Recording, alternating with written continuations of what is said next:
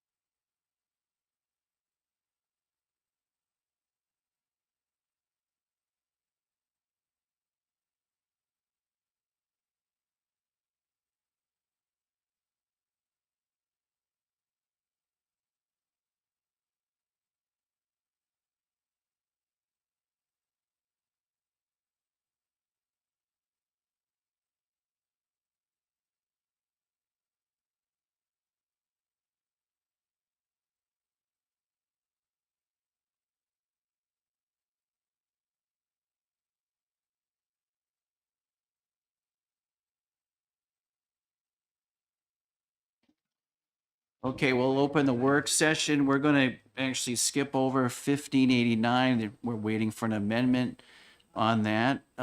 We will go next to the collection of 318, 1005, and 252. And I believe Representative McGuire has an amendment which you should all have in front of you, 1375. Yeah, thank you, Mr. Chairman. So this is just a piece, right? The plan that I did with Mr. Hoffman was to combine all three of these bills, 1005, 318, 252, into a single comprehensive bill, which would be House Bill 318. And the reason we picked House Bill 318 as the final bill is that way, because it's a House bill, it will have a public hearing in the Senate, and therefore, if there's more issues that we somehow overlooked, which I'm hoping not, then they could be resolved over there. Whereas if we picked Senate Bill 252, then it would just possibly have a committee of conference. So what I'm hoping we'll do is put all the stuff, all the changes we were talking about into House Bill 318 and make House Bill 1005 and Senate Bill 252 ITL. So the first one is, this is the House Bill 1005 piece, so it's effectively copied from House Bill 1005 with the addition of training of bail commissioners, which you find on page 2, line 17. That was copied from one of these other bills. And the one difference that will be in the final one, you see on line 18, it says the chief magistrate. That's going to be replaced with the judicial training coordinator, right? So it's the judicial training coordinator that will be doing all this training, organizing all the training. And if you look on page 1, line 15, you'll see magistrates and bail commissioners were added to that line, which wasn't in House Bill 1005. But other than that, this is mostly House Bill 1005, with all the hours put back and all that stuff, right? So at the top of page 2, you see all those hours are back in it. Are there questions for Representative McGuire? Representative Grassi, you're all set. Mr. Chair. I just had, are we gonna stick with the $50, even though there was some discussion in your amendment, I thought, to moving it to 60 That's- because of what the Senate? That's a second decision, I think. I could talk about it, but we're not there yet. Okay.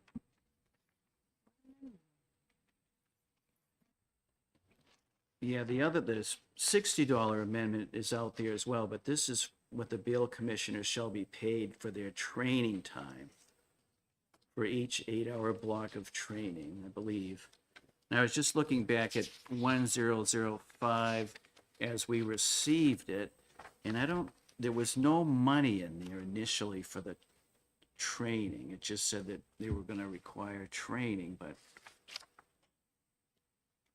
Is that as you recall it? Yeah, it's sort of implied that we're adding a position here, right? And so that's going to cost something and all that.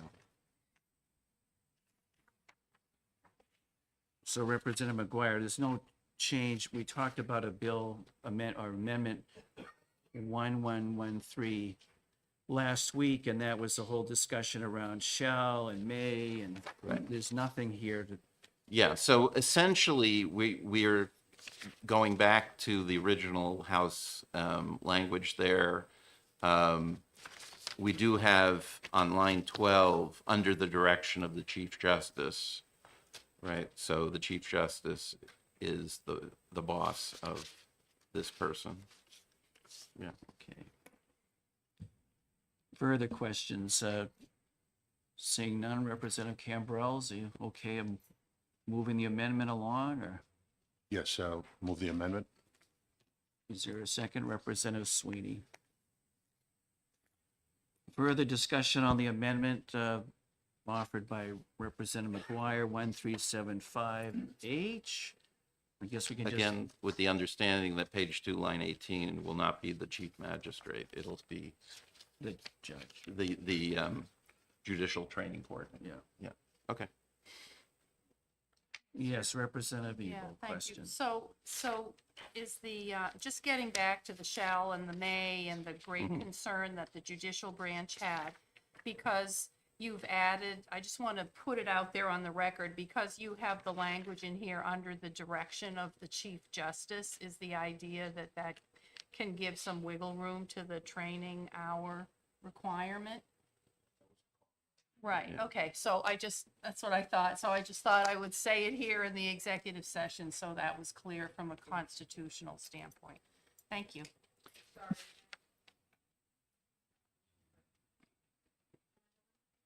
Well, give a little latitude, Aaron. We're in the middle of a vote, but I apologize, Mr. Chairman. I appreciate that. I do see that there is, at the direction of the Chief Justice for the training coordinator, but not for the training requirements. So obviously the legislature can take the votes it wants to take, but I just want to be clear that my advice is that this is an unconstitutional amendment. So effectively here, I came down on the side of Chairman Lynn in this argument. Yeah, I mean, again, I had originally gone along and proposed taking out all those hours, right? But then we got pushback from members of the Judiciary Committee, Chairman Lynn and Representative Smith, who said they liked these hours in there, right? So there they are. any further? And we also heard, I mean, just to be fair, I mean, we also heard that these are lower than they probably will want to do anyways, right? So, right. Are we okay with a show of hands? All those in favor of the motion, put their hand up. Those opposed? Unanimous. Oh, one. I'm sorry, I just, No, that's all right. Okay.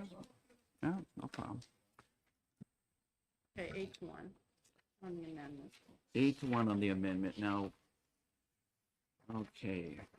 Now you have another amendment, right? Representative I don't know McGuire, we're what still not state- waiting. Yeah, we're still I don't know waiting. what state they're in, so we talked, I spent time with Mike on Friday creating, asking for things, but all right, thank you. Okay, so this is one I haven't proofread yet, but this should be the comprehensive thing, so we should go through it section by section, I guess.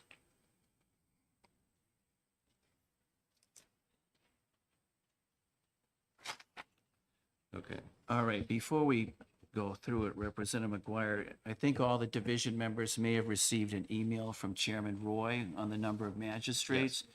And I know that Representative McGuire would like to comment on the letter and maybe even read his Yeah, letter. yeah. So what I would like to do, since he couldn't be here, is I'll read you what he wrote, and I had responded to it, and then he wrote again, so I'd like to read the whole series, if you don't mind. Oh. Okay. So, this is from Chairman Roy to us and a bunch of others. Dear Division 1 members, I am aware that you will be conducting further work on the bail bills today to include further discussion on magistrates. It was my hope to attend in person, but I have medical appointments and so on. As my committee and House duties require me to, anyways, this is about appointments. He's unable to attend. Okay. It is my understanding that at the request of Representative Sweeney, you are contemplating cutting the number of magistrates from 15 to 5. I've gone over the number proposed, and it will not be sufficient to cover the policy or achieve the broader goals, not the least of which being lowering the cost to our counties. I'm not sure what evidence you relied on to arrive at the number 5, but cutting from 15 to 5 in an effort to lower the cost totally negates the policy which in and of itself is designed to cut costs. The magistrates will save taxpayers money in the broader impact of the policy. Despite Representatives Sytek and Lynn's protestations, the magistrates are necessary to make the system work without holding someone longer than necessary. Please keep in mind that the cost to our counties of keeping these people even 2 days longer than necessary. During our 6 months of hearings, we heard from the counties regarding the medical expenses of many of these arrestees, as the county is on the hook for them and Medicare does not pay while incarcerated. I'm presuming he means Medicaid, but anyway, it can be enormous. If an arrestee comes in with no medication for a chronic condition, some of the medications cost thousands just for a week's supply. When someone is held for months pending trial, the medical costs can be astronomical. We heard testimony that some inmates can require medication that can run into tens of thousands of dollars per month. I would call your attention to the duties of the magistrates beyond bail. Please recall that we carefully studied the increased burden on the already overly burdened court system the changes to the bail system will cause. As such, the policy provides broad duties for magistrates that will free judges to handle other matters to alleviate the bottleneck. Currently, we have people waiting sometimes up to a year to have their cases heard. While they are waiting, if they are being held due to the changes we are making, the cost for this goes on the county governments.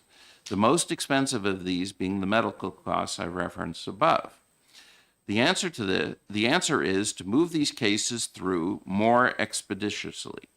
When judges have more room on their docket to conduct criminal trials and motion hearings because they are not spending entire days holding arraignments and bail hearings, the system moves faster and people are either released per a plea, found not guilty, or sentenced to a state facility. Please review the entire list of their duties. Number 1, at the discretion of the Chief Justice of the Supreme Court in consultation with the Chief Justice of the Superior Court and the Administrative Judge of the Circuit Court, magistrates may have the following powers. A, to determine the release or detention of defendants on all days of the week and at all times of day pursuant to RSA 597:2. B, to conduct arraignment hearings and issue decisions on arraignments. C, to conduct bail hearings and issue decisions on bail or other decisions regarding the release or detention of persons pending trial pursuant to RSA 597:2.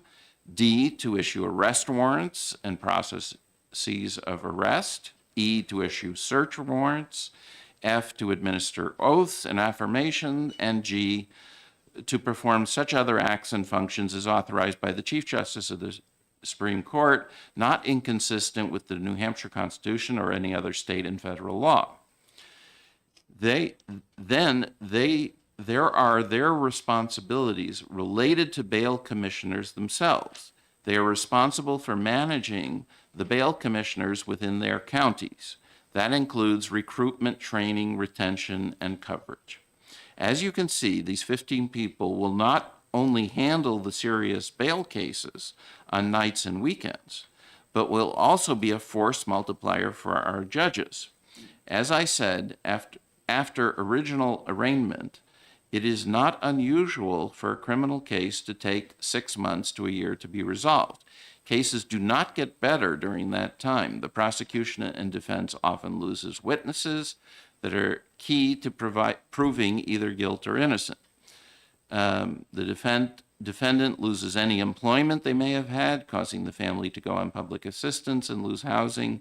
The ripple effect of delayed case resolutions is broad. From the cost to our counties to the lost freedom of our citizens, delayed justice is not only justice denied, but is far more expensive for our taxpayers than the cost of these 15 employees. There is also the electronic monitoring aspect of the bail reform package. The magistrates also give the court the ability to have them be the contact person for violations of monitoring conditions, with their ability to issue warrants. If a defendant is released on electronic monitoring, the court will likely contract this monitoring service with a private company. The company will need to inform someone of the violations, and preferably that should be someone who can issue a judicial response in an extremely timely manner, as these are people who have violated a protective order. I strenuously urge you to go no lower than 10 with the number of magistrates. Please avoid thinking of them as just a more qualified bail commissioner. The magistrates are the linchpin of the entire bail reform package and not an add-on. They allow us to hold dangerous people by giving them a fair bail review while ensuring public protection. They create the ability for judges to hear more cases, move the system along faster and more efficiently. If you must make a cut, I implore you to make it surgical and with thoughts to the broader impact of the entire policy envisioned by the Criminal Justice and Public Safety Committee and supported by the House. Okay, so that was that one. So I responded. First of all, I said if he couldn't be here, perhaps he could send someone else from his committee. I don't know. Do we have? No, we don't have a person. Okay, so we have someone. Oh, Okay, if everyone would just hold off and let Representative McGuire read right. his. anyways, so here's my response. I said the simple fact is that the number of arrests annually for the serious crimes that you have said in this legislation must be handled by magistrates and not bail commissioners is under 1,500. That's roughly 30 per week. With 5 magistrates, that's 6 per week each. We asked how long does each case take, and we were told a half an hour is a reasonable estimate. Even if it is an hour, that still leaves 34 hours a week for each of the 5 magistrates to help do other things to help the courts. We asked whether the current number of judges, is the court's backlog increasing or decreasing? It is decreasing. Therefore, all the extra efforts by the magistrates to relieve judges is just an improvement. It is not necessary. Okay. So here's his response to that. I would submit to you that to characterize as unnecessary is only accurate if you are looking at the issue of bail of serious offenders and ignoring the comprehensive policy addressed in the package of bills.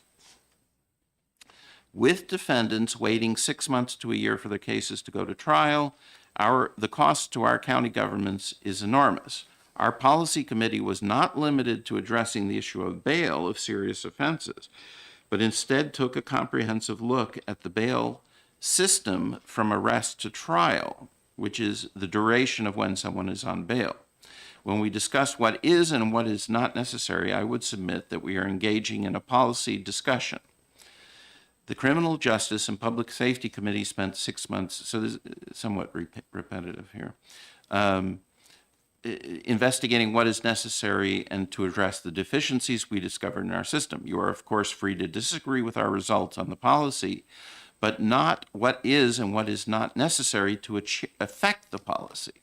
I continue to maintain that a bare minimum of 10 magistrates is necessary to affect the holistic policy that our committee put forward on this entire package of bills. Even limiting to the matters of bail, as it becomes more difficult to recruit and maintain sufficient bail commissioners, their future in the judiciary is uncertain. We have previously discussed that there are possible tax implications related to their status as well. Therefore, it is important to remember that while the crimes limited to only judges and magistrates is around 1,400, the number of bails made by bail commissioners is over 10,000 annually. I encourage you and the committee to please consider the full breadth of our policy our committee established and the full House endorsed. Okay, that's it. All right, so I guess I still think the 5 is reasonable. It's a step forward in the way he wants it, but on the other hand, this is not a budget year. We gave the judiciary everything they wanted in the budget. They did not ask for magistrates. So if they felt that the delays in the whole system were a serious problem, they could have asked for them. They could have asked for more judges. They could have, so all that sort of stuff. And so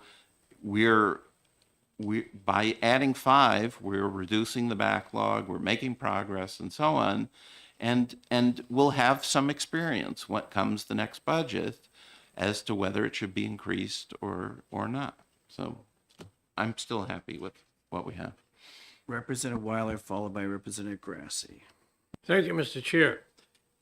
Like any new program, there's a lot of loose ends. Who's going to do the interviewing? How many will they be able to hire? How long will it take? I don't think you could find 15 people in a year with some of the requirements. It might take 6 months to find 5. And then how are you going to work out the hours? Well, we expect you to be in the office when you're not called on weekends. Okay, I spent 30 hours on the weekend on this. Now, how many hours you expect me to work in the office? And it's easy on a busy weekend to spend almost the whole weekend doing that kind of thing. So it leaves a lot of loose ends. We expect you to be in court Monday. Wait a minute. I was up till 3 a.m. on Sunday with some idiots in 3 different courts. Now you want me there at 9 o'clock in the morning on Monday? Give me a break. That's the way it goes. You can't be on call and still have schedules throughout the week. That all has to be worked out. And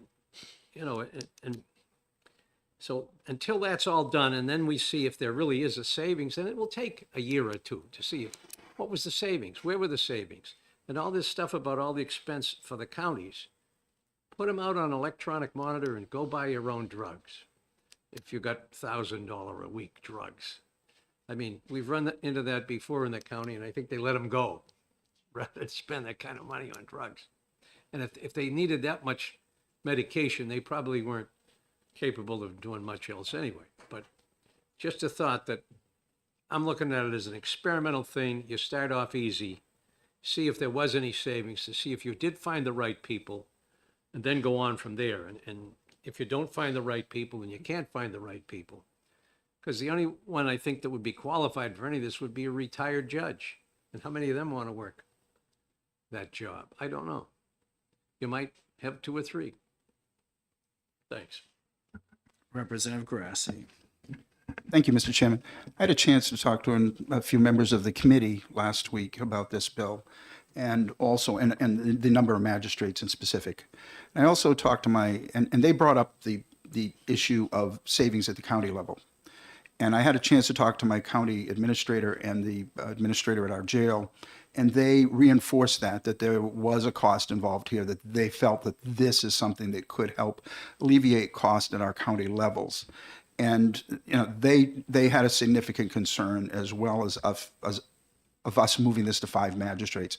This was looked at as a comprehensive approach this year. I mean, we've been struggling with this for a couple of years now. And more than 2 sessions, 3 sessions, we've been talking about bail reform. And bail reform has been an important thing at the local level. And I think that what you have to take a look at here is that the work that was done by the policy committee, and I read Chairman Roy's email this morning before I came in. I didn't see the response, but the thing is that it convinced me that I think we need to have more than 5. And that's a concern that I have, that I think if we're going to make this work, we need to have at least 1 per county. And I understand Hillsborough has 2 courts, so you want to have 2.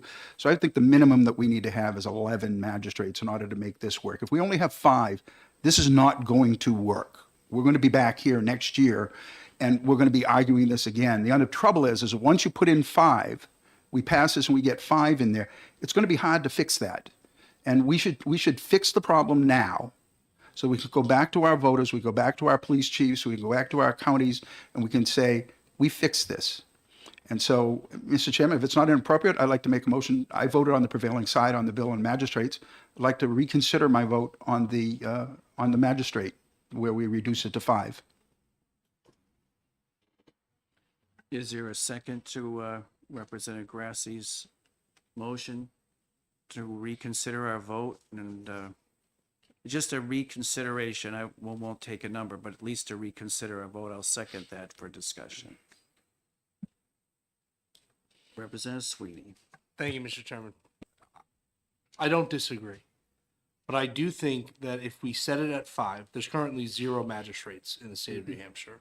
If we were to set it at 5 today and it becomes law in July of 2024, and we can hire those 5 magistrates, and we come to the budget next year and we realize that 5 isn't enough, it is pretty easy to increase that number to 7, to 9, 10, 11, as you proposed. We would never, if we installed 11 and there wasn't enough workload for those magistrates to do, we're never shrinking that back down to 5. So I still support 5 as the starting point, and acknowledging that it is the starting point, and that, while this legislation is going to do wonders at reforming the failed bail reform from 2018, this is still going to be the starting point of the fixes that will take place. And as the system grows, as we continue to implement the judicial branch's audit that they came to us in the last budget with, where we added some judges, we added the land use court judge, we're still expanding the judicial branch over the next few years. Magistrates are certainly part of that expansion, but they're not the total answer towards it as well. So I think I am sticking to the course of 5 from this committee. We'll see how the rest of the House wants to respond to that, and then the other body on the other side of the wall. But 5 for me works. So, thank you. Representative Grassi. Yeah, it's something that I think that, people say we put the 5 in and we should be fine. But the thing is, I think it's been expressed certainly in Chairman Roy's emails that these magistrates have a lot more to do than just bail. And there's a lot of backlog in the courts that we have. I know they're catching up, but the thing is, it's still, the process is far too long. We need to move the court system along better than we have. And another thing that I found out is that these bail commissioners, these magistrates, do not have to be lawyers or previous judges. Many of them, they're looking at the qualifications for these people. They're looking at people who may have been police prosecutors in the past, who have a legal knowledge about the system that can step into these jobs as well. So they don't feel that they're going to have a problem filling these 15 positions at all. So, having police prosecutors who are police officers who work for departments, local departments, and do things at the county level. As a town planner, I went before Superior Court many a times representing the town when an attorney wasn't necessary. So, but the thing is that these are people, they feel that they shouldn't have a problem filling these positions, and they are people that they need in the system. And I think this is not only does a good thing as far as bail is concerned, but it helps the entire judicial system. So I would stand by my position. Asking for 11 is what I would ask for, because I think it is sorely needed in our state. Representative Griffin, you have something? Well, we went through this whole thing last week, and I'm impressed by Representative McGuire's analyzing the time and what the bail, what the magistrates would be doing. And it appears that like 5 magistrates would be enough. And that's the decision we came to. There were several of us, I think more than one, that didn't want the magistrates at all. And it's a compromise, and financially, it's half the cost. And I think we got to start looking at costs, because I think revenues aren't going to continue to go up forever. And we are the Finance Committee, and I see no reason to change our prior vote.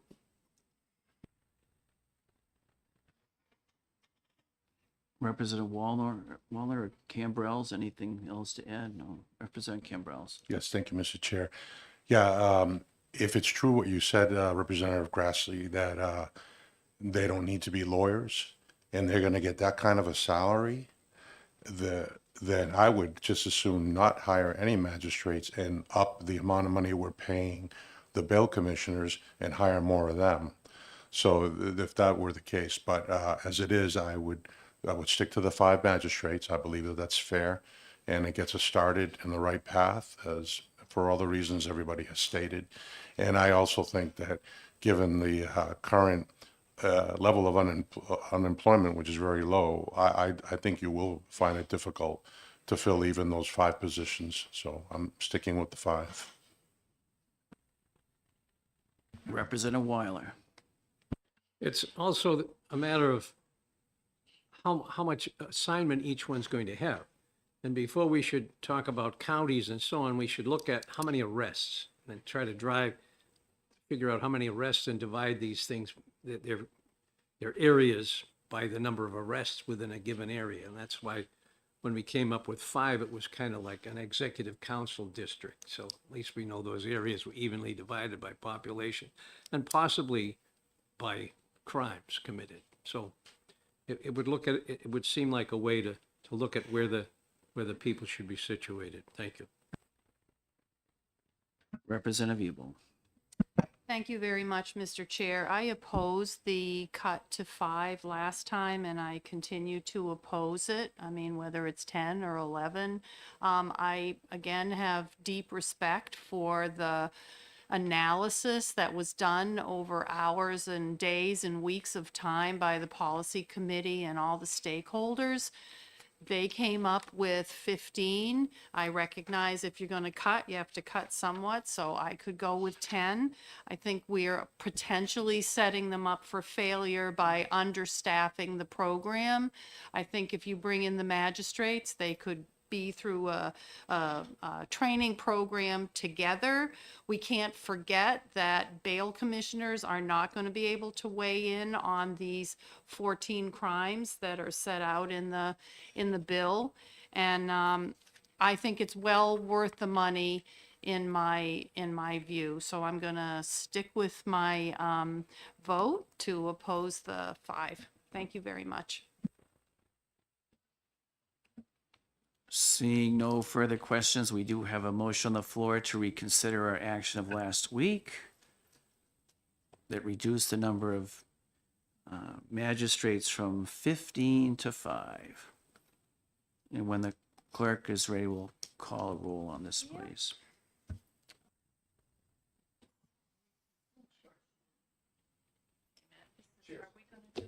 I second it, so we could have the discussion.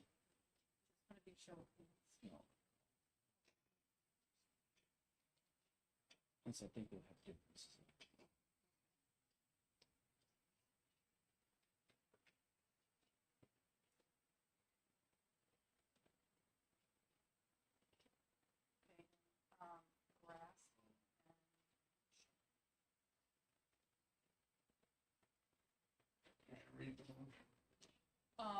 Well, the motion is basically to reconsider the vote on whether or not we should change the bill as adopted by the House from 15 magistrates to 5.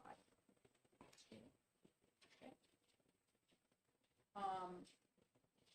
Representative McGuire. No.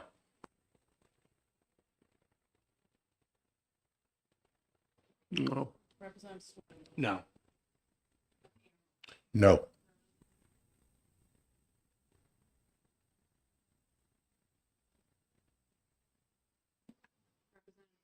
Yes. Yes.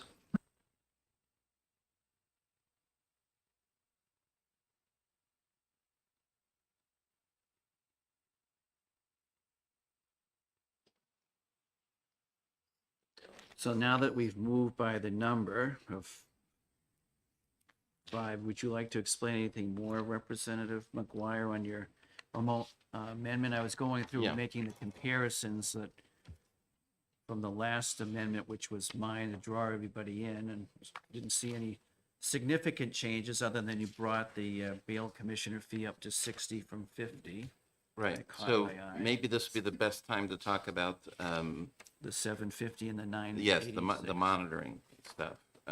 Commissioner, I guess you're ready? We'd like No, to- no, Oh. no, I meant the ankle bracelets. Oh, okay. I thought you wanted to talk about the, We could do so, that. so we could That's get the fine. commissioner. I out of understand. here, Get the yeah. commissioner out of here. Good. Yeah. Okay. So this is about the bail information system, right? So it's a very small section, I think. Where is The it? money's on page 9. Page 9. Okay. Lines, well, I'm sorry, I'm looking at mine. 1382. What page on your amendment? Yes. Right. So it's the top of page 9. So this was not drafted the way I would like it to be. So, but I think he didn't do it because we haven't taken a vote yet. So maybe I'll make it like a motion. Representative McGuire, Yeah. you do have a separate amendment Oh, you have a In your separate name. amendment to, once we get to this? change the Could you hand appropriation. that out now? Yes. Yeah. Why don't we do that? It's the amendment, 1382. Right. 1382. Right, so currently, there's,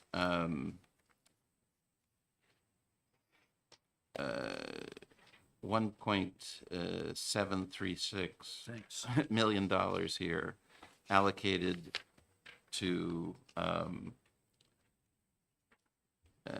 some to the Department of Safety, some to the judicial branch, to do this, bail information system. You have a copy? Okay. Yeah. And so my proposal is to take it, have the Department of Information Technology create such a system and allocate $200,000 to go out and get a vendor to create it.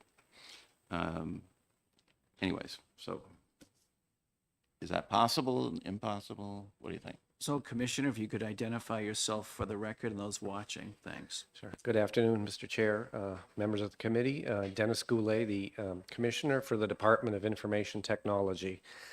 I did a lot of thinking about this over the weekend, as well as communicating with the folks that had, done the diligence around the fiscal notes or the fiscal requirements that had been previously identified both by the court system as well as Department of Safety.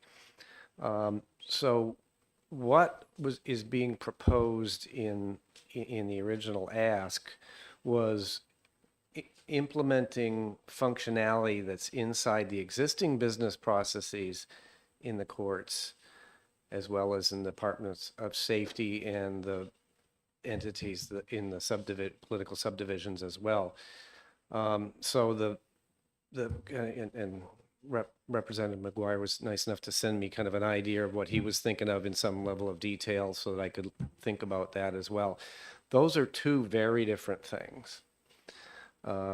What's conceived in the amendment is a standalone system that's not integrated to anything, that is a separate business process that would be implemented, a separate and additional business process that would be implemented inside of what I'm hearing and understand is a very busy system. Would not be integrated under the current constraints, would not be integrated to anything else. And so, my experience in that kind of thing is when you you always want to consider business process first and then technology second. And so,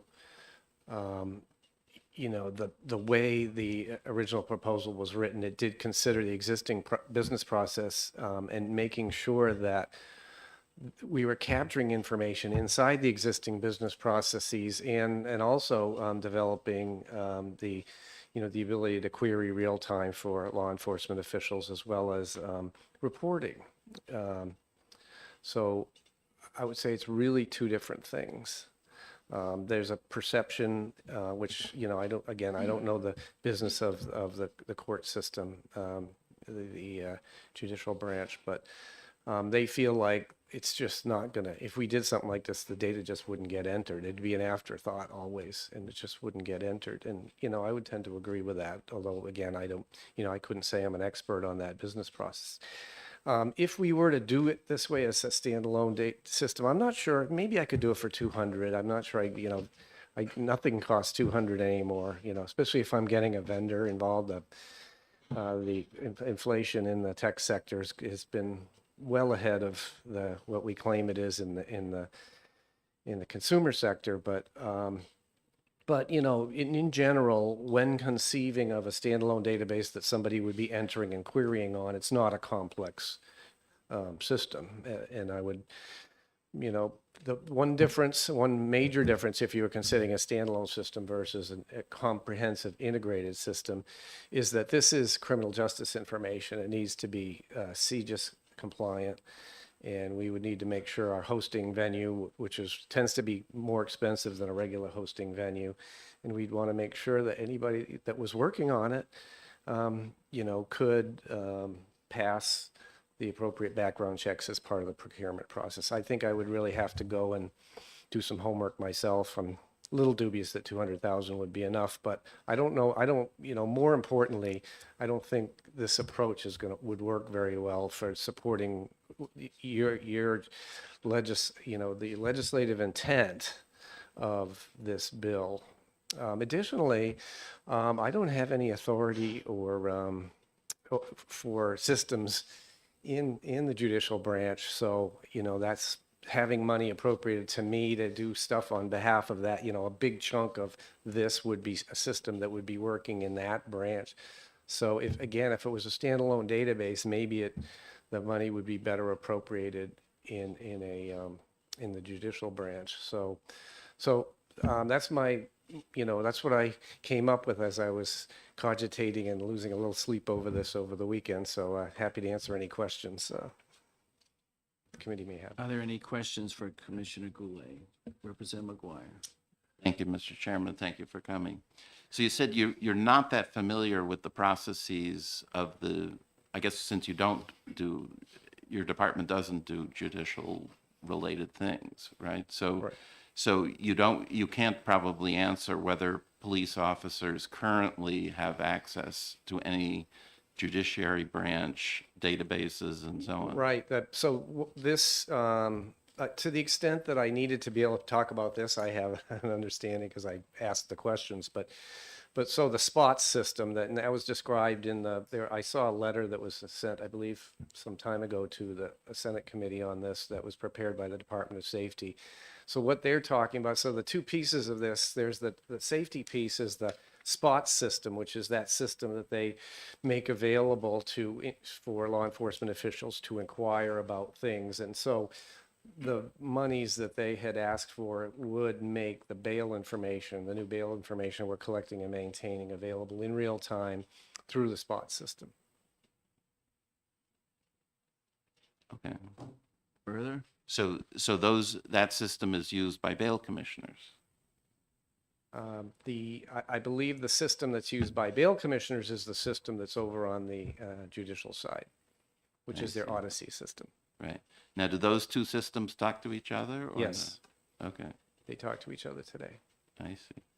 All right. Which is one of the, so it's one of the reasons why, you know, this idea of a standalone system it's taking a considerable step back from what they are, you know, the existing business processes. There's already data integrations and you know, I sit in the middle of that sometimes because if there's a problem, sometimes you know, people on the court side may perceive it as DOIT problem, and you know, the folks over in safety may perceive it as a court's problem. So sometimes we're figuring out whose problem it is. But generally speaking, the system's reliable. I seldom hear about problems, and you know, we have been incrementally enhancing it for the entire almost 9 years I've been here. Okay, let me ask one more, if you don't mind.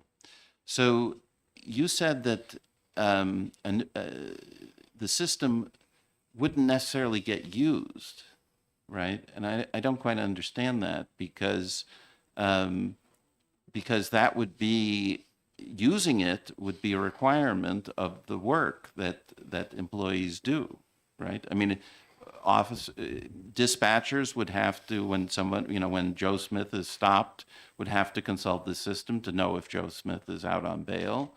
Bail commissioners, when they bail someone, that would be required to enter it into the system, and so on, right? So why do you say it wouldn't be used? What I heard from the folks in the judicial branch is that since it's a separate system that they would have to use in addition to the system they're already using, and that since it won't be, you know, integrated into their systems that they're currently using, adoption would be much more difficult, and they're feeling like it may be an afterthought a lot of times because it's not in stream of the existing business process. Representative Grassi.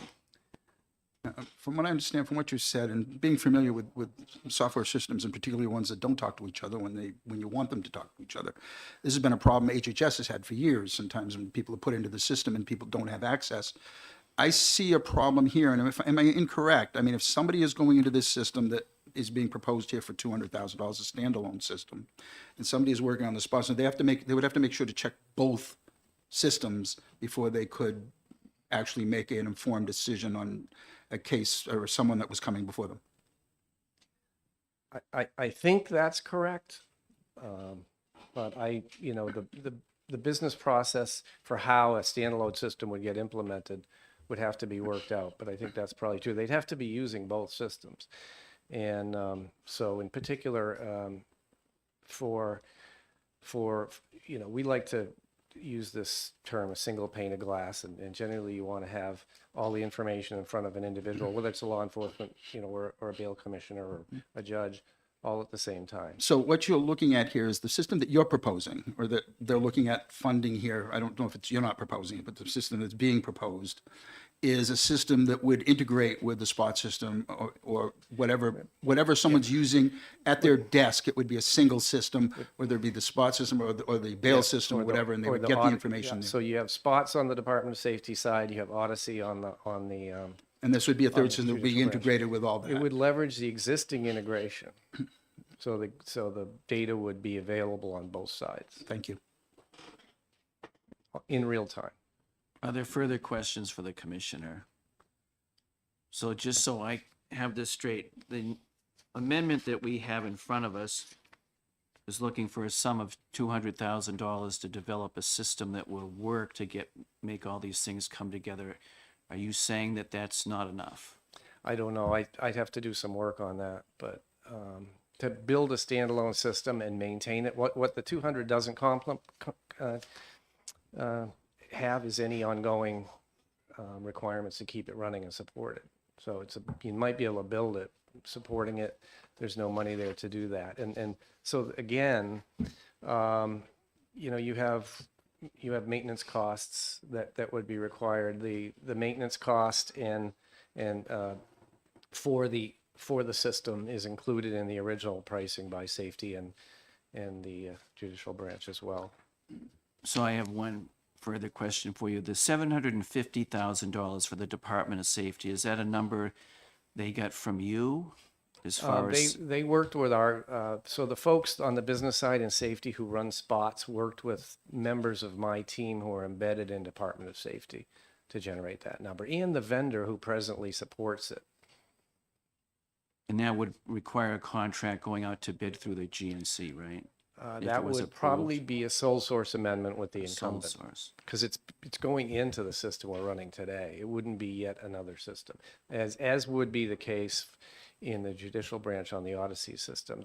They wouldn't it wouldn't be yet another, you potentially could do another system, but then you're creating two new integrations as well as the integration that we have today, which again is, there's technical complexity every time you do an integration. So the 986,000 for the judicial branch, you had no involvement with that whatsoever? No, I didn't. But when I asked the folks over there, they had requested a quote, I believe, from Tyler. I think it's Tyler Technologies who owns that as the vendor of record, and so they requested a quote from them on.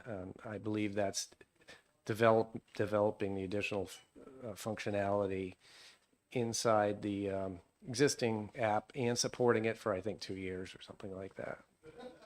Representative McGuire, I think you had a question. Yes.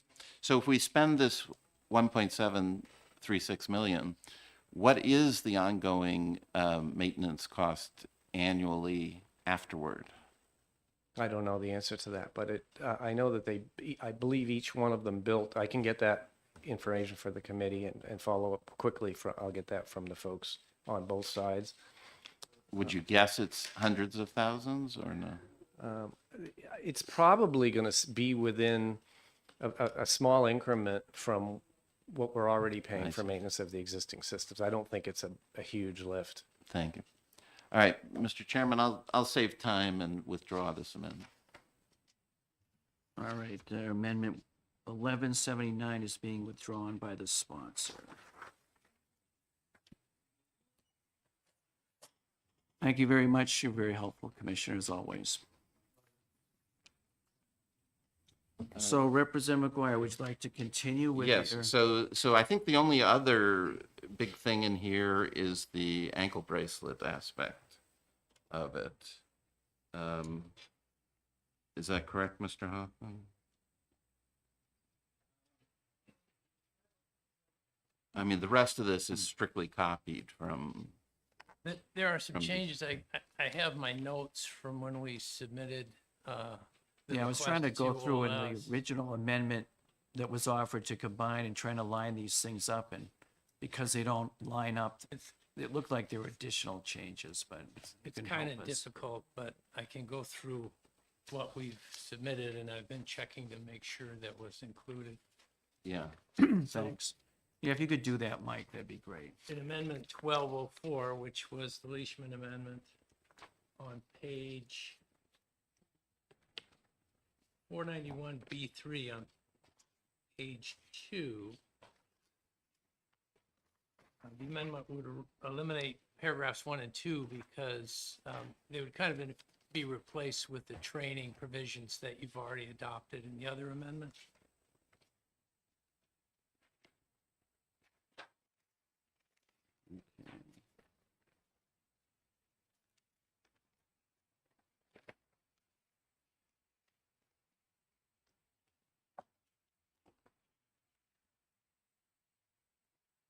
And on page 7, which is the page with a lot of bold, it talks about the different kinds of felony level offenses. There's a sentence in there. And the term substantial evidence was used on line 12. And then again, farther down.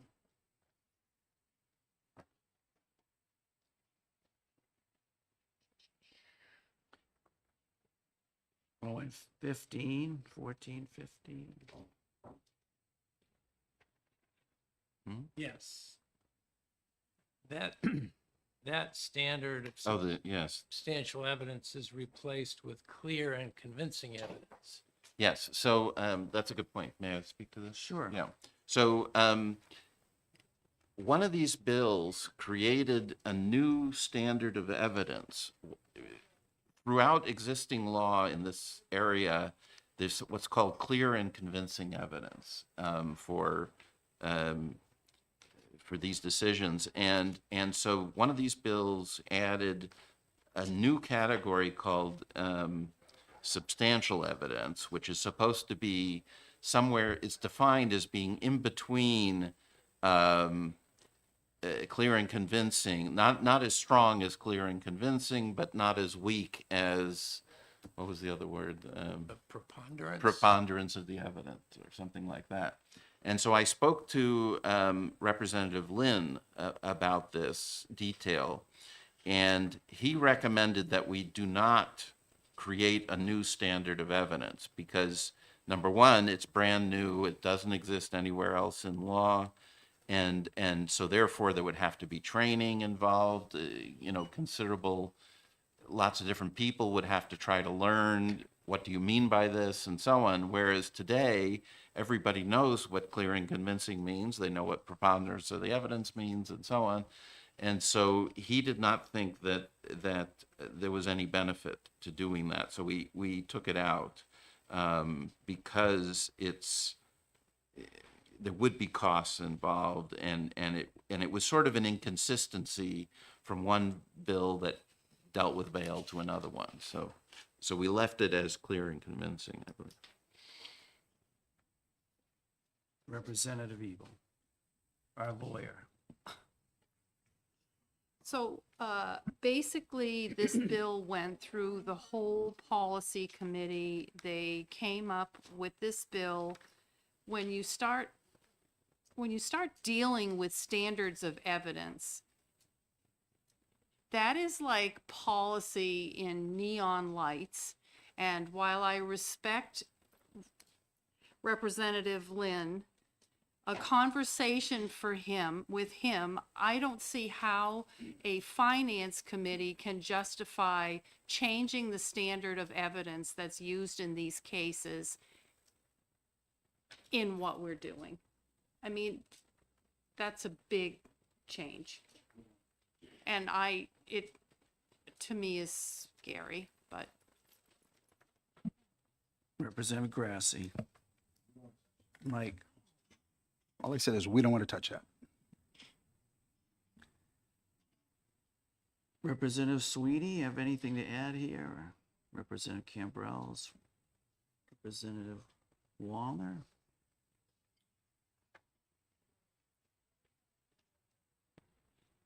All right. Well, again, I think this was an issue that was inconsistent from one bill to the next, right? That's why we have to make a decision, right?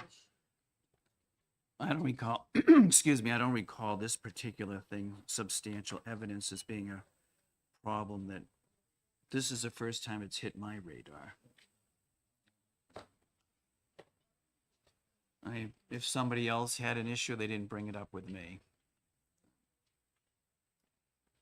Again, I think we need to be awful cautious when we start moving into the policy line of things. Chairman Roy's committee did a lot of work on this, months and months, and many meetings, many public hearings. And I don't know why they used substantial evidence, but I bet there was probably a good reason why. Yes, sir, if you could make it quick. Make it very quick. I'm very familiar with this.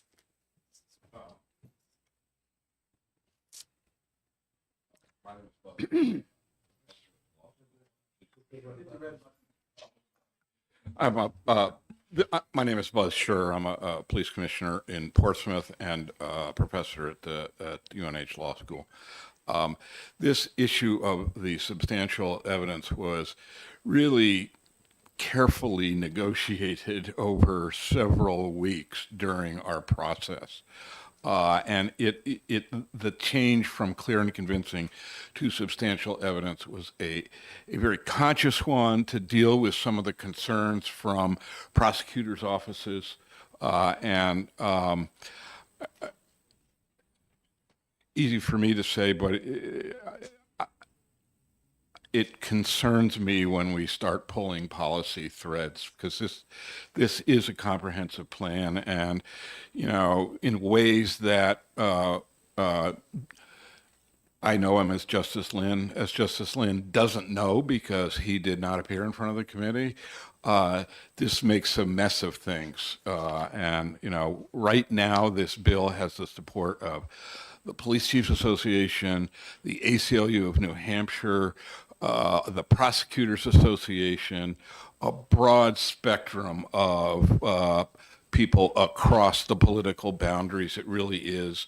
You can call it nonpartisan or you can call it bipartisan, but the extent we start pulling threads, it unravels a lengthy negotiation for this. So it was very conscious, and we really, it really needs to stay. Representative Weiler, please. Thank you. Professor, can you give an example, like whether or not to bail someone to see whether there is a risk to safety of themselves or the community?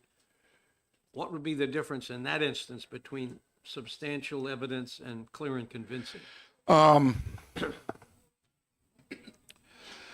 Sometimes you get when you're trying to decide whether there's clear and convincing evidence of dangerousness, you get a piece of the evidence, or maybe all of the evidence, is ambiguous. One people would interpret it as clear, as dangerous, clearly and convincingly, and other people wouldn't. By lowering it a notch, it tries to help bail commissioners pay attention to who is dangerous, and that was better attention to who is dangerous, and it, to be honest with you, I wasn't in support of it because, but I fully support it as a part of this whole package. What kind of criteria are you looking at in this instance to say, well, this is clear he's not dangerous, or this is clear he is dangerous, or what? Well, the person making that decision, be it a bail commissioner, ideally a magistrate too, or a judge, they can look at whatever is put in front of them by the prosecution, and it can be evidence of verbal threats. Particularly in like a domestic violence circumstance, it could be evidence of verbal threats. It can be a sequence of violent crime convictions over the years. It can be the nature of the particular crime that the person is charged with. It was intended, the original Bail Reform Act, which included this clear and convincing standard, which I authored for Senator Feltus, then Senator Feltus. It was intended to give the judges as much leeway as possible to make sure that people who were dangerous were not getting out on bail. Representative McGuire. Thank you, Mr. Chairman. So if we add this new standard of evidence, is it likely that that action alone will generate a lot of court cases and judicial decisions and so on?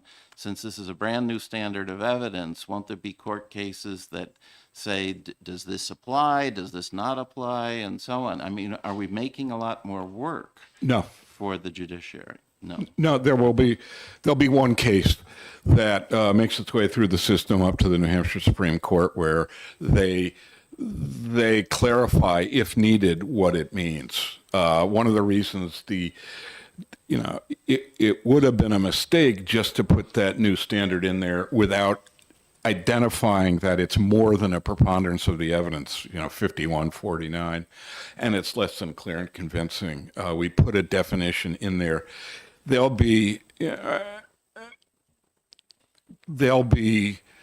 a period where one case will get through the system, but I think prosecutors and courts and defense lawyers will sort this out pretty quickly. There's not going to be any significant added cost. It's just it will be part of the judicial process of clarifying new language.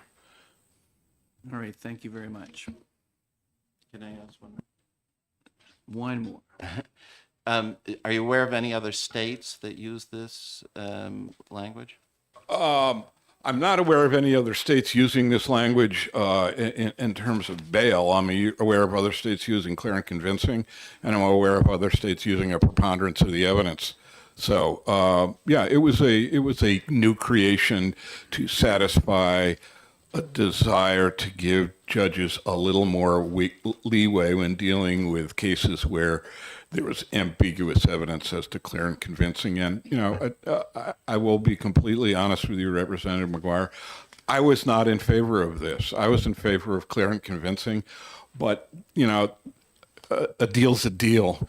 And this was a part of a whole package that, All right, I don't mind conceding this particular point. That's fine. We can talk to the Senate about it and so on. Okay. So Mike, can you figure out where that would go to make this change? Yeah. We would put substantial evidence back in, correct? Yes.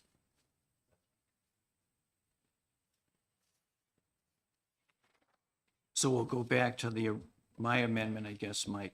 Yes. Okay, on that one. What? All right, so it would go, yeah, other changes, Mike. On page 8. On line, starting on line 26, there's a sentence that said, if a person's case terminates without a conviction for any offense, the person shall not be liable to pay the cost of electronic monitoring. That sentence is removed.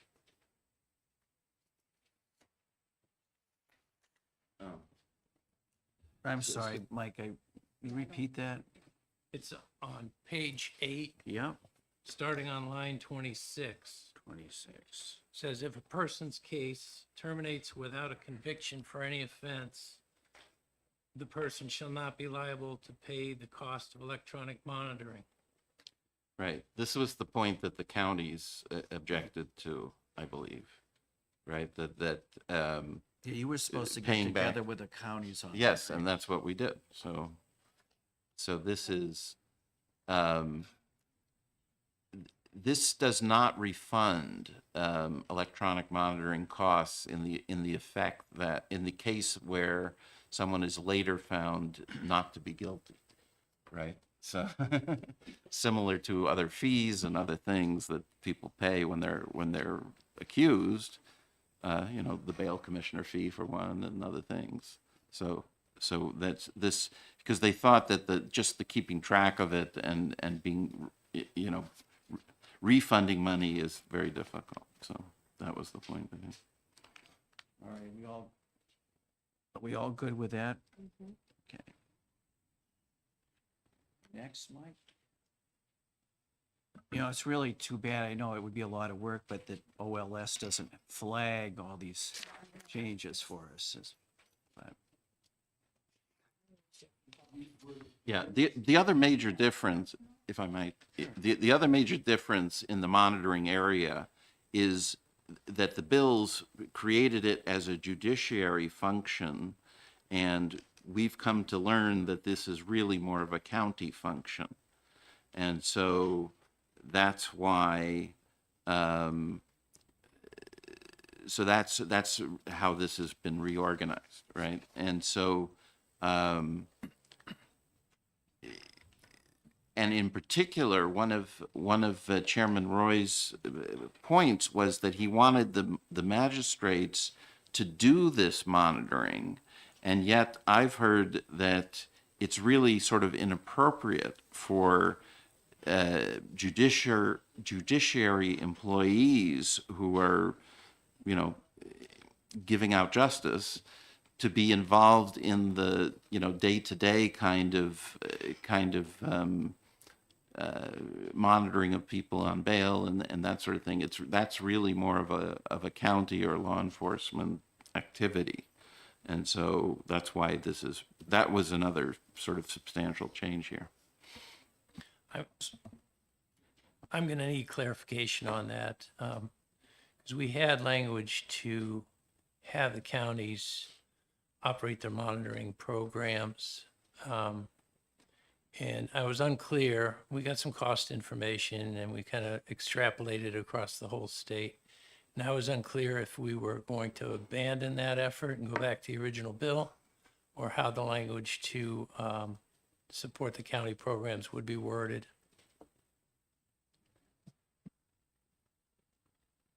Yeah, so I think we would like the counties to do it, I think. So that means page 8, lines 31, et cetera, need to be changed.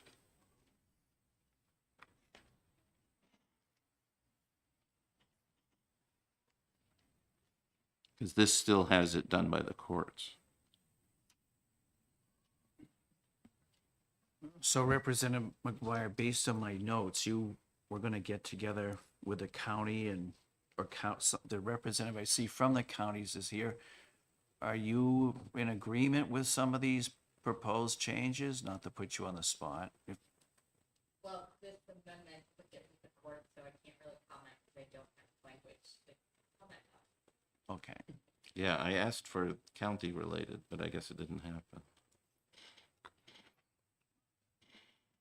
Again, I'll just remind the division, we really need to come with a conclusion today, although the chair of the full committee gave us until 11:30 to fill in any holes tomorrow, but hopefully we can get things done because Mike and Melissa have to kind of button things up for tomorrow morning.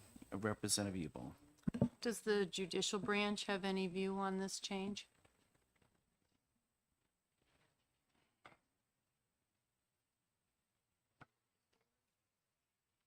Thank you, ma'am. Erin Cregan, General Counsel for the Judicial Branch. Yes, we do. We do not have any capability when it comes to electronic monitoring. We simply don't have a pretrial division in the courts in New Hampshire as other states do. This would be rebuilding with us some of the capabilities that the county already has. So it does make sense to us to transfer the responsibility from us.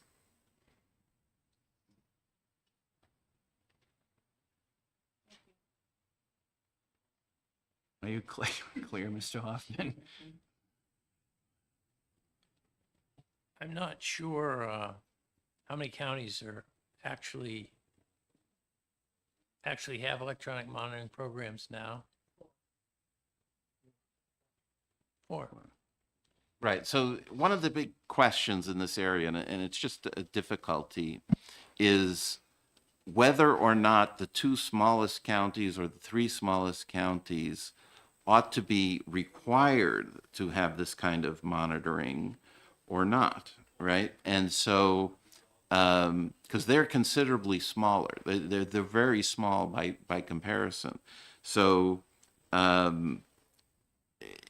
it appears that there are very little or no fixed costs. So what I was concerned about is Coas County and Sullivan County, and to some extent Carroll County, are about, you know, an eighth or a tenth of the size of Hillsborough County, right?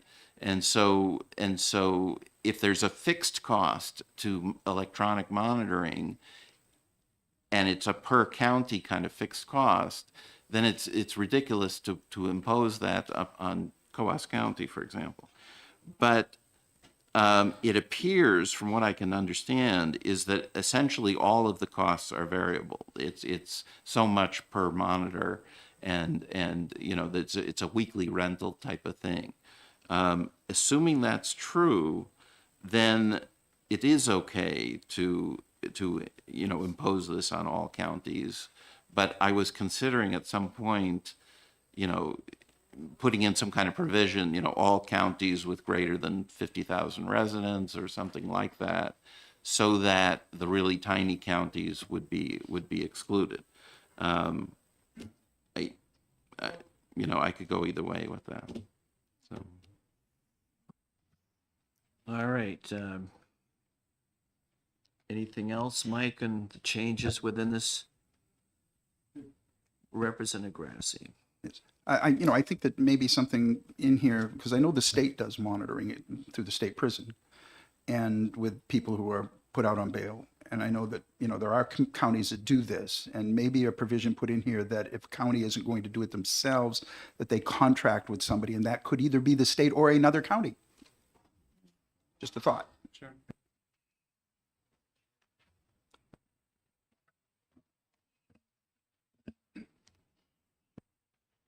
On page 11 of Representative McGuire's amendment, section starts with judicial training. That language is the same as the amendment that you adopted earlier. That was the House Bill 105 language with the change on the line for educational requirements for bail commissioners on page 12.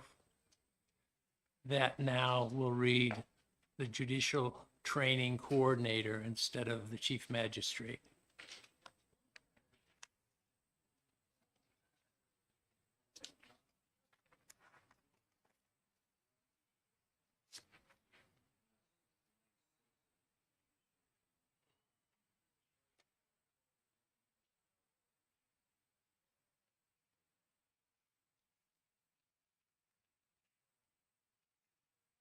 In the section on the bottom of that page for funding, there are 3 appropriations, one for 5 new magistrates, one for the electronic monitoring program within the branch. That, of course, will change depending on the decision of whether or not the counties will operate that. And those paragraphs shall not lapse. And then we have the effective dates at the end.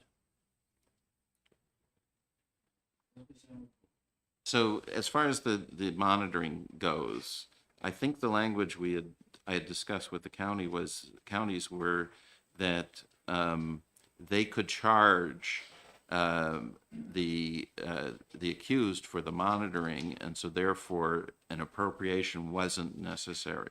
Again, because there doesn't seem to be any fixed costs here. It seems to be entirely variable. And that seems to be in the 4 counties that have this feature, this function, that's what they do. So for them, it wouldn't change. For the other 6, it would be just adding a similar program to what the others have.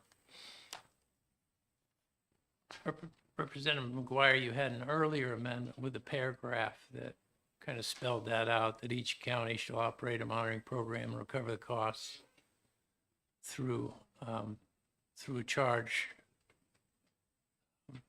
I can take that paragraph. Through a reasonable charge or something like that, yes, right. And where does that amendment stand? That was presented last week. I don't think there was any action on it at this point. I'll see if I can find it, make copies.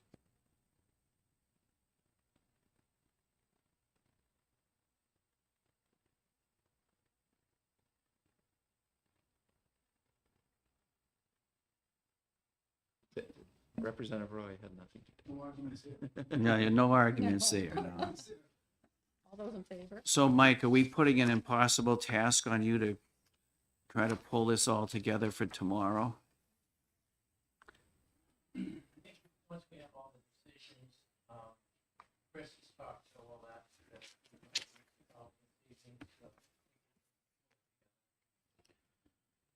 So the issues with the McGuire amendment, or not, maybe issues isn't the correct word, but that's 1204. I'm sorry, that was my amendment. The 1382. We should still talk the $60.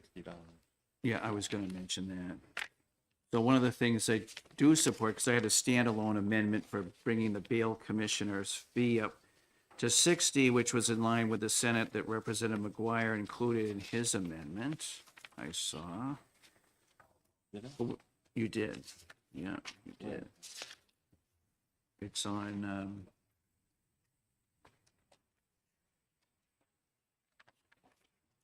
I circled it wherever that was, and I was scanning through here. Mr. Chair, just to be clear, they're being paid 50 for training and 60 for the work.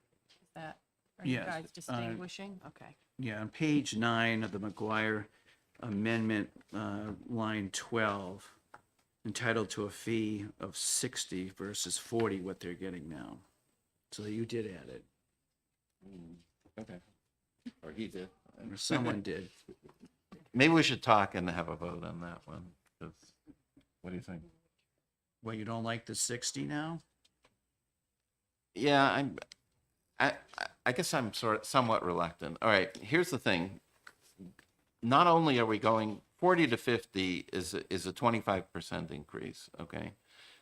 40 to 60 is a 50% increase. But not only are we doing that, we're guaranteeing that the money will be paid. The big problem with pay these days is that in some districts, they're only getting half the pay that they're entitled to, right? So, you know, that's another 50% increase for some, and for others, it's not. But I don't know. These are just difficult numbers to, no matter what the number is, it's probably too small for the work. I mean, people just gonna say aren't doing this They'll get rich. to make a living, right? I mean, this is a stipend of some kind. It's not a, you know, it's primarily a volunteer job, right? So, I don't know. I personally, if I had to pick a number, I would pick 50. That is the House position. If you know, for those of you who think the House position is sacrosanct, you know, or, you know, I don't know. It's just a matter of judgment, I guess. Thank you, Mr. Chair. Who put forth that amendment? That's Stanley? Yes. Yeah. Yeah, I had put it forward a week or two ago. Well, thank you. I agree with it, and I would support it.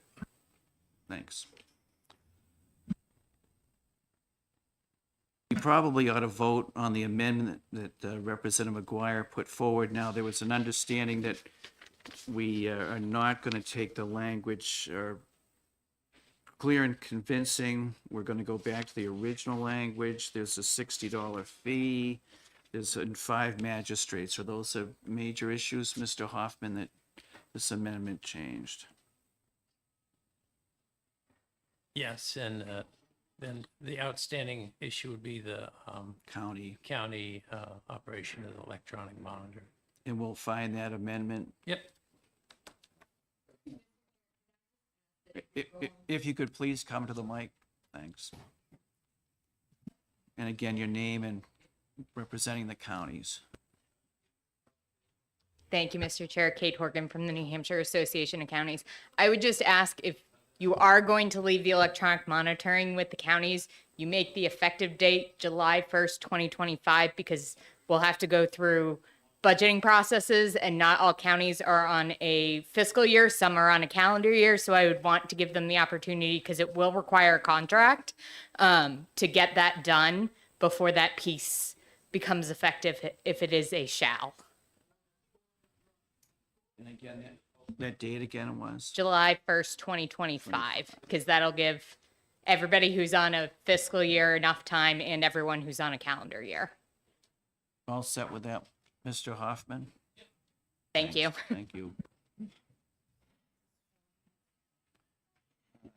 Yeah, how about show of hands on 50 versus 60?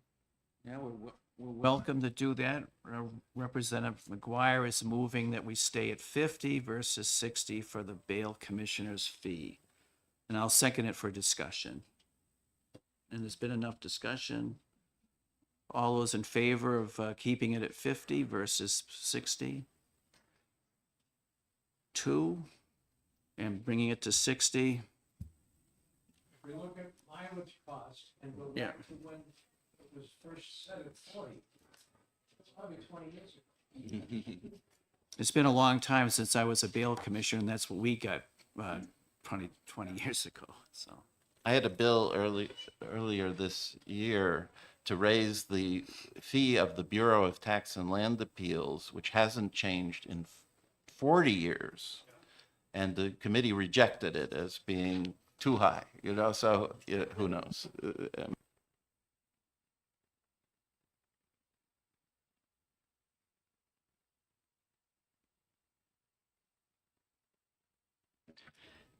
Okay, so we've got that little piece taken care of. So what we have before us now is Amendment 1382, which was offered by Representative McGuire. I think the big issue, perhaps it's a stalemate on support, perhaps would be the 5 magistrates versus 10, but I think we're all in agreement on the other factors.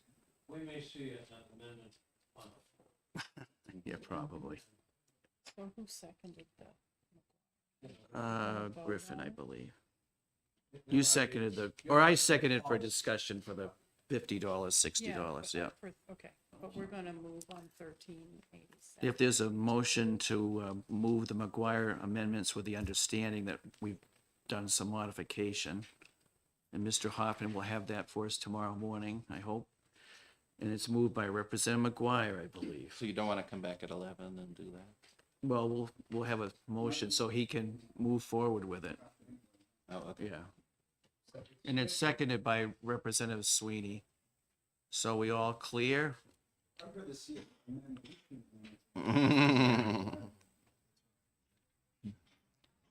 Well, as much as I'd like to support the McGuire amendment, I think we've made some good progress, as I have a real hard time with the 5 for magistrates. If it was 10, I spent several long phone conversations with Chair Roy over the weekend. We've communicated through text messaging, and I respect the work that they have done. And when the chair tells me that it unravels the plan, it concerns me. And I think he was willing to go down to 10, which I think was a sacrifice. I know it was for him, but for that reason, I can't support the amendment as proposed with that one issue as far as the number of magistrates. Seeing no further questions or comments, if the clerk would please call the roll. Representative McGuire. Yes. Representative Griffin. Yes. Representative Sweeney. Yes. Representative Cambrels. Yes. Chair Weiler. Yes. Clerk votes no. Representative Waldner. No. Representative Grass. No. Representative Chair Leishman. No.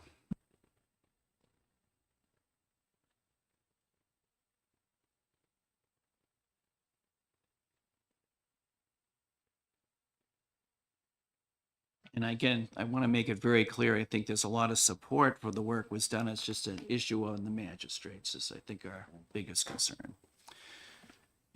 Mr. Chair, I have that amendment with the paragraph in the county language from last week.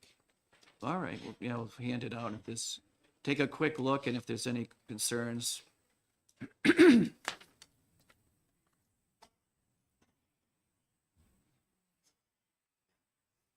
Do you have any more cannabis amendments, or are we all good? Okay. Thanks. We still have to do veterans. Hold on.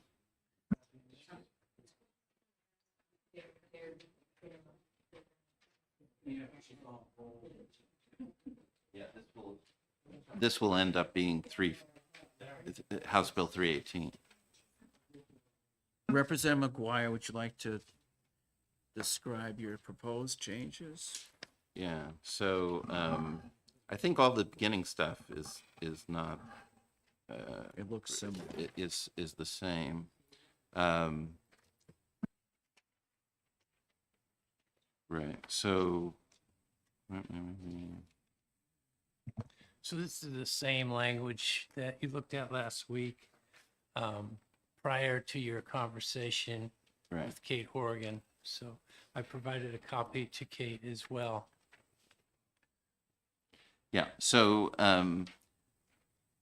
it's at line 22 is where county comes in, right? So it's essentially the same thing as was judiciary, except it now says county, right?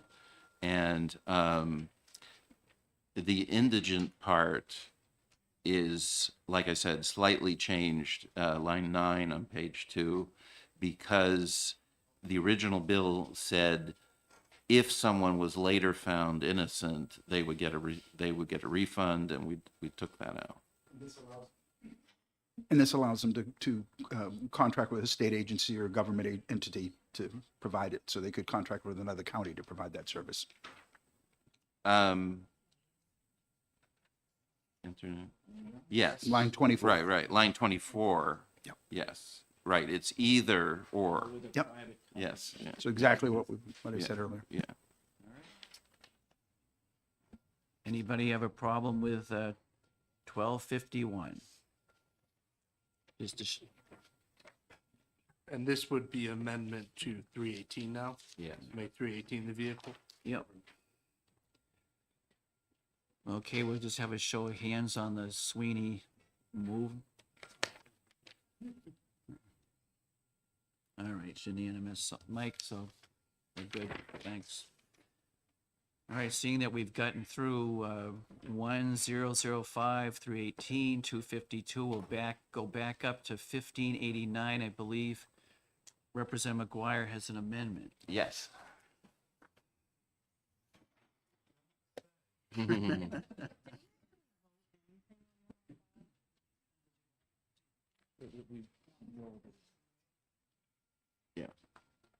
Those will become.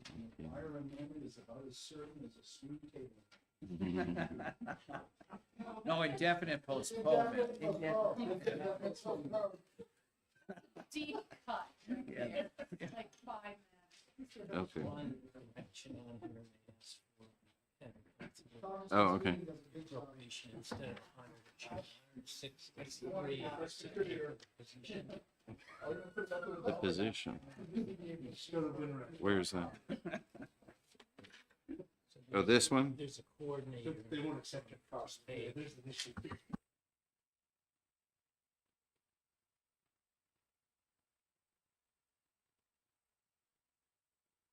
Are we okay, Representative McGuire? Yeah, so there's, all right.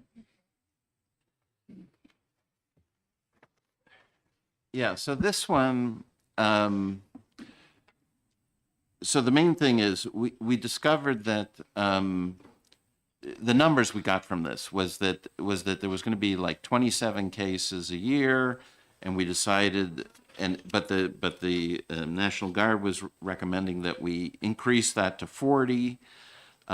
We decided to make this a $5,000 a case type of thing rather than, because if you remember the original bill, it was a $2 million a year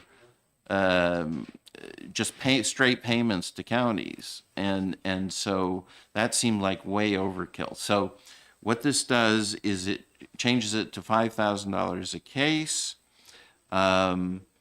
And after any federal funds that, You just eliminated the max. right. Microphones. Thank you. Do we still require how many places there has to be a court, or do we just kind of leave it up to what the demand? I think that the, So you've gotten rid of the large counties, the medium counties, and the small counties. right, all that stuff. So it's strictly going to be, at the end of the year, the county will send a bill. And the bill will say, we had 10 cases this year, and so they'll get a $50,000 check, right? So that's what it is. And I think I put in a maximum of 200,000, although I don't see that. I can walk through the changes on this one if you'd like. I'm sorry, Mr. Hoffman. I can walk through these changes Yeah, if you'd would like. you please? Thanks. So it amends the bill by changing it from a grant program to a reimbursement program. It provides that the counties may receive an annual state reimbursement on a per-case basis. It, as Representative Grassi mentioned, it takes out the classification by size and the caps based on the size of the county. So all the counties would be eligible for $5,000, up to $5,000 per case. Okay. There is a max of $100,000 though, which, No, limit that's it. total sum. That's what we're appropriating is a total sum. So they wouldn't be able to spend, they No. wouldn't be able to receive That's grants. for or- hiring the coordinator. So And that will change, actually. the So- appropriation should be $163,000. I had it wrong. I've asked for a correction on that. The $63,000 will cover the half a year's cost of the Veterans Court Coordinator. Then after that one-time appropriation, there's language for the branch to include the cost in their biennial budget. So the maximum appropriation, Mike, is? The maximum would be in this, $100,000 for half a year. So as I had this drafted, there's no maximum of 200,000. I simply divided the 200,000 to make an appropriation of 100,000 in the first year for half a year. Oh, and then we'll do it whatever we want next time? And it could be more or less depending on how the program gets implemented. I see. Okay.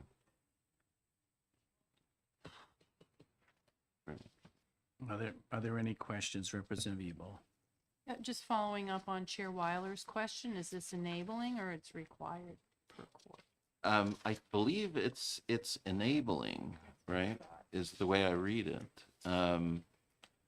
There's going to be a program, right, and then this is like the carrot, right? So if a county does it, they get the $5,000 a case.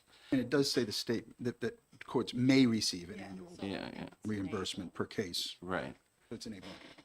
And, you know, the theory behind this is it ends up saving people money because, like drug court, they're not in jail, right? So they do have fairly good incentive to do it.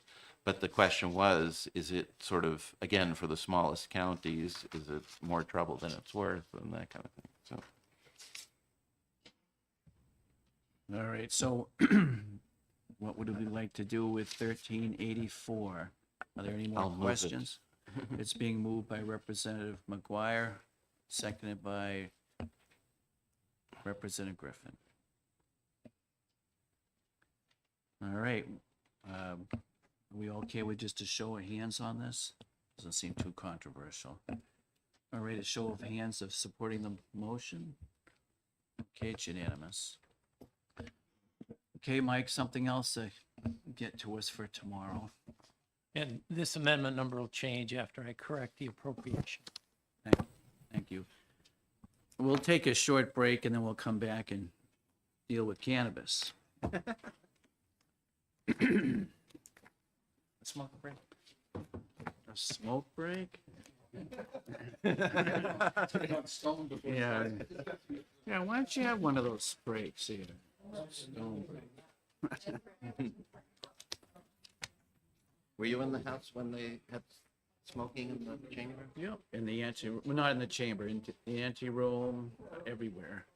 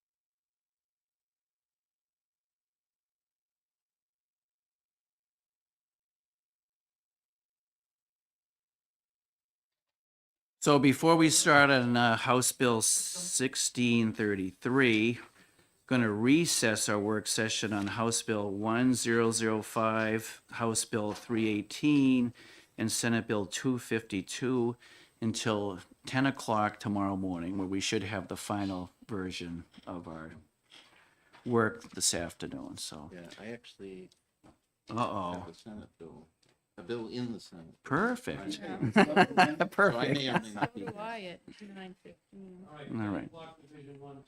Yeah. Yeah, it's just to make sure, yeah. Okay, so now we'll open the work session on 1633.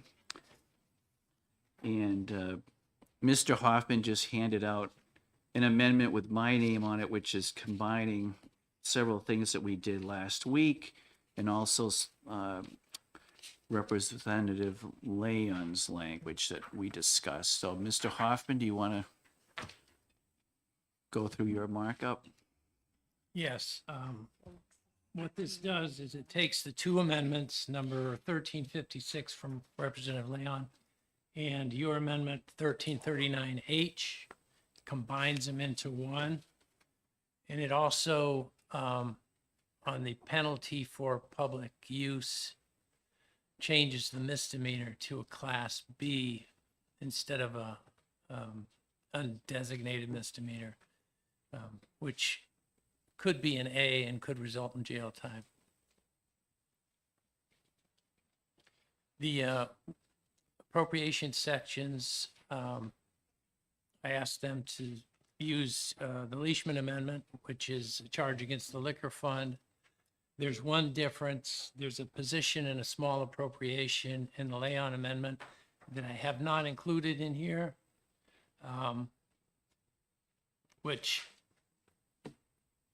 should have, might have, I don't know. But I just didn't know if the committee was aware of the appropriation and the additional position. I can make that change easily if you would like to include it. Any discussion on that, including the language for the additional support person, Representative Grassi? Did I see you heading for the mic? No. What was the position? Position was a classified position in the Department of Health and Human Services to complete the responsibilities relative to collecting, analyzing, reporting of data. It was $109,000 for fiscal year 2025. Representative McGuire, you have any thoughts? Isn't there already, I'm thinking $500,000 for collecting data, or maybe it was just 100 for collecting data, something like that? 100, yeah. The good representative from Derry. Yeah, it's right here. Thank you, Mr. Chairman.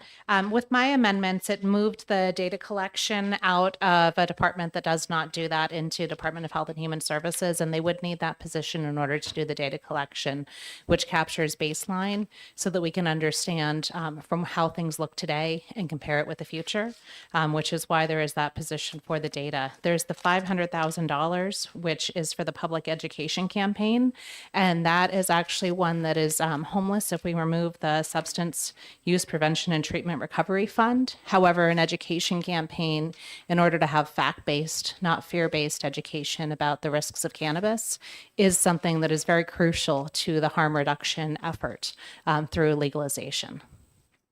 So that's something that the department could speak about, how to have the education campaign, since we've removed the substance use prevention, treatment, and recovery fund.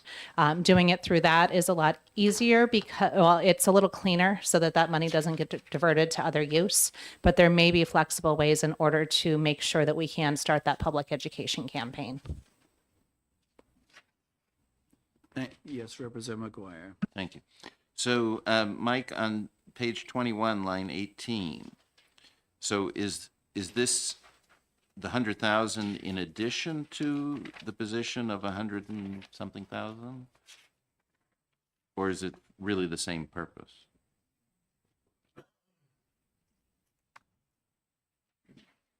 Are you looking in the bill as amended by the House? The amendment you just handed out, Leishman 1381H, page 21, line 18, $100,000 for Department of HHS for the purpose of collecting baseline data. So is that like, that, you said that we need a person there, right? So is that just going to change the 100 to 105, or is it, this is like, I don't know, computer time that the person needs to use or something, you know? Yeah. I'm going to go back to the amendment from last week.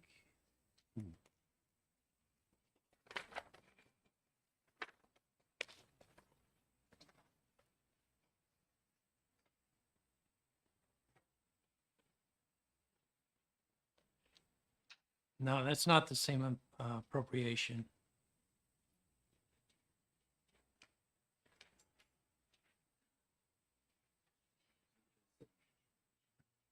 I don't think. Page 20, of course, you go into the data collection and what it's all about, what needs to be done. So, let's see.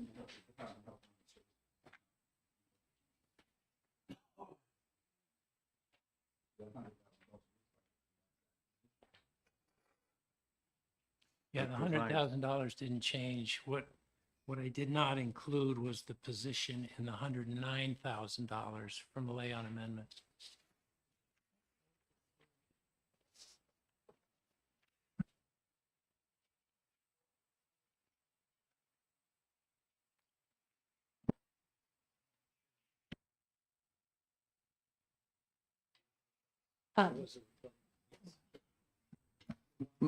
Mike, the other, Mike, would you like to, maybe you know a little more about this? Because it looks like the $100,000 was just for the cost of data collection, but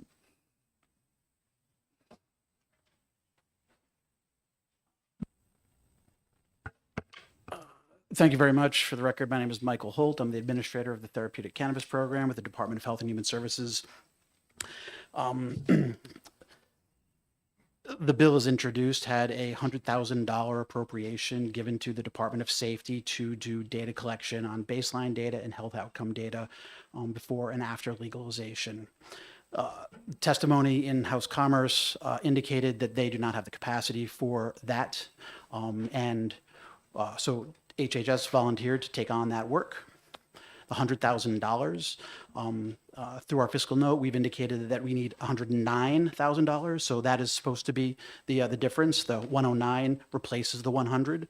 And also I believe Representative Leon's amendment, or a version somewhere in these piles, includes an authorization for us to create a new position, a data analyst position. So for clarity, the 100,000 should be 109, and there should be additional language to create the data systems analyst position.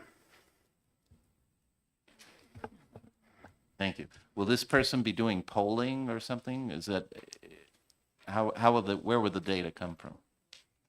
So the language, the requirement that establishes, the language that requires this work to be done requires the department to enter into memorandums of understanding with various agencies that house relevant data, including Department of Education, the commission itself, et cetera. So the language is general, and it authorizes the department to enter into MOUs with other agencies that house that data, to collect that data, to report that data out on a fixed schedule in the law. We do not have the capacity to do this work with current staff. We need an additional position for this work to be accomplished. and the dollar amount for that new position? $109,000. 109, that includes benefits and?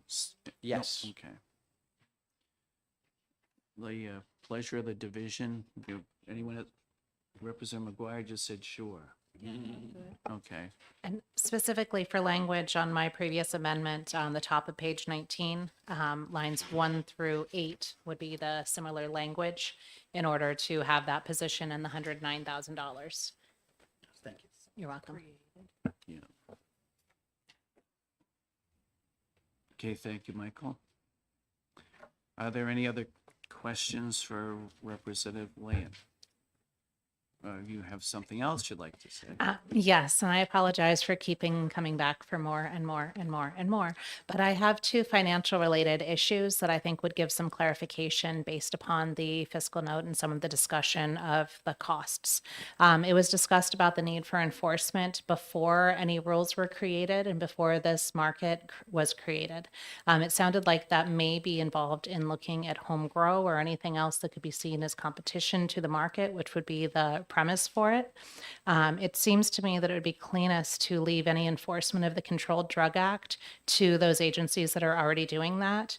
And by going to, I'll have to, on page 7, line 5, in enforcement authority, if we would change that to read the commission, it already says the commission shall have the primary responsibility for enforcing this chapter. I would add the sentence, enforcement of chapter 318-B shall not be included in the responsibilities of the commission, and then go to the local law enforcement cooperation. That would make it clear that they are not expanding their scope into the larger drug issues, but they're simply involved in looking at the commerce that is involved. It seems like that would be a good way to keep costs in line. And you have that language you can give to Mr. Hoffman? I do. I even have it highlighted that I could hand out to everybody along with my other small comment, which Sure, is around please. operational control. Let me hand that.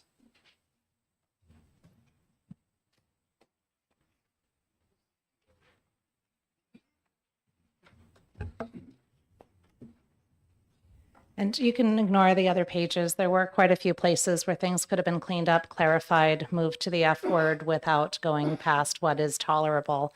But I know that you've been working on so many details today. I think that we should just keep focused on the most necessary changes here. The other is a large part of why I separated out statutorily the operational control from the regulatory control was around the concern of building out expensive systems that would not be able to pivot should we not be able to implement the agency model or the franchise model should the other body move to franchise. Everything I'm talking about is just on the first page. There is more that we could talk about if you had the interest, but this is most important. So this would, in the rulemaking authority under operational control, state that shall submit statutory language and approve rules subject to the rulemaking process pursuant to RSA 541A for the franchising cannabis, for the agency cannabis retail outlets, which keeps all operational control distinct from regulatory control. That's pretty important because there aren't any federal laws other than it's illegal. So if you're looking at having a regulatory body regulate somebody that's in a business operation with themselves, that gets to be a little complex. The Department of Health and Human Services operates some facilities and they're a regulatory body, so there is some precedence to keep that clear and separate.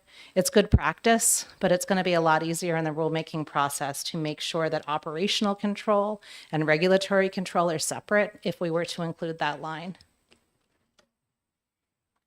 And that would be on page 16, line 24. I apologize for not giving you where it would slide in to the amendment. And that is with the most recent, the updated amendment. So page 16, line, you said 24? Line 24.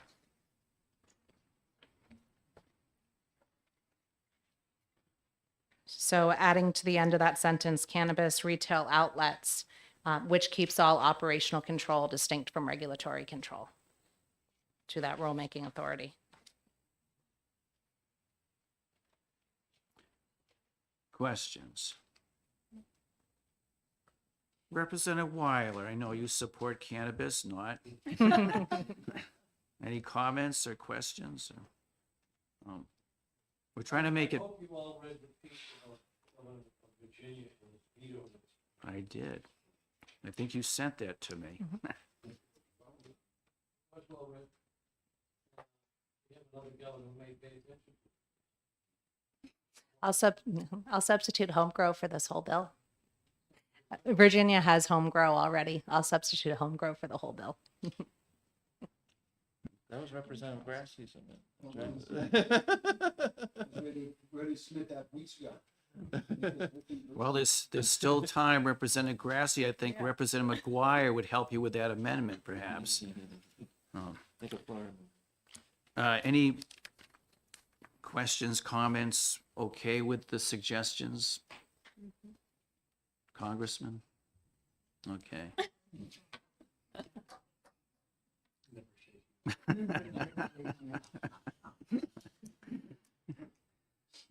Okay, so Mike, would it be a problem getting that in for tomorrow? You think those, it's not a lot? So while Representative Land's here, I had a question for her earlier. It was brought to my attention that there's a large billboard in Manchester advertising cannabis in Massachusetts, and she assured me that somewhere within the language here, there was something that would prohibit out-of-state advertising. I saw stuff for neon signs and stuff like that, but so there is, I probably missed it, but. Yes, that's in a section that was not changed by the amendment. So if we were to have this drafted as a replace all, if OLS has the time, then you'd be able to find that within the language. But it prohibits the advertising and it has fines. So by having the fines, we'd be able to stop those out-of-state advertisements for cannabis billboards. All right. The pleasure of the division. Are you ready to move along, Representative McGuire? Right. Okay, seeing no further questions, thanks. All right, it's hoped that we can move something out of here today so the division has something to present tomorrow on 1633. Any further discussion? Yeah, sure, go ahead, Representative Grassi. Are we moving these two sections that Representative Leon just presented to us into this bill? There's Yeah, no we can- argument there? Yeah. Okay. Unless there's an objection, seeing none. So then we're back to Amendment 1381. Do we cover everything, Mike? All the changes again that Representative Leyen offered and we talked about last week that I offered in a very small amendment. Yes, with the exception of the position that I did not include and this yellow language, it would We're be all set. added to this amendment. Okay. All right. Anybody like to move this along or? Representative Sweeney. I'll move along Amendment 1381H with the changes that have been discussed. No, I'll second that. All right, we can just have a show of hands and then we can vote on the bill as amended by our actions. Just show of hands. Come on, Ken. Yeah, okay. All right, thanks. I think it was 8-1. Oh, No? Oh, oh, I'm sorry, I didn't, okay, 6-3. 6-3.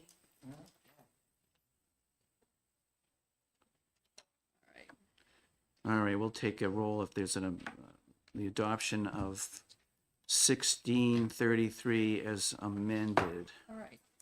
Got a different book for that.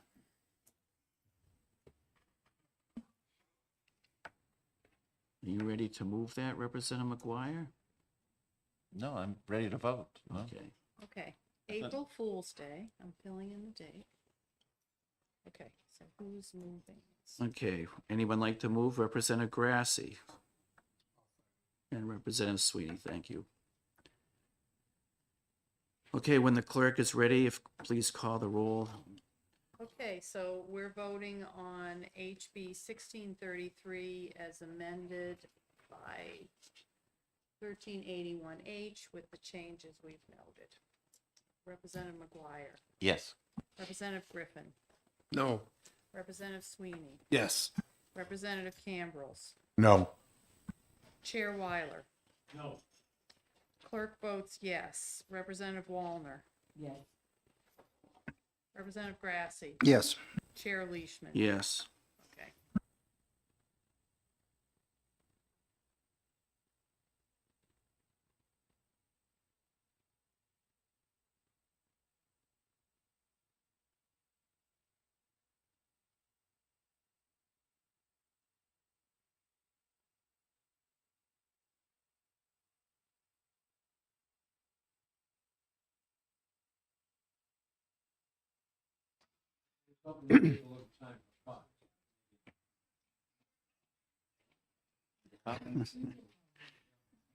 We can caucus at 9:15.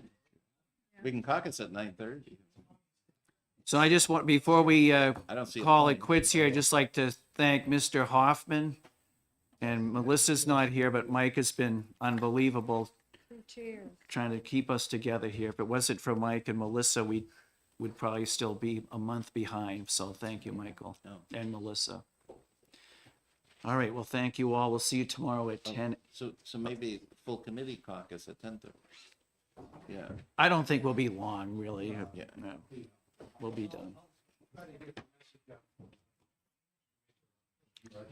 Thanks, Ken.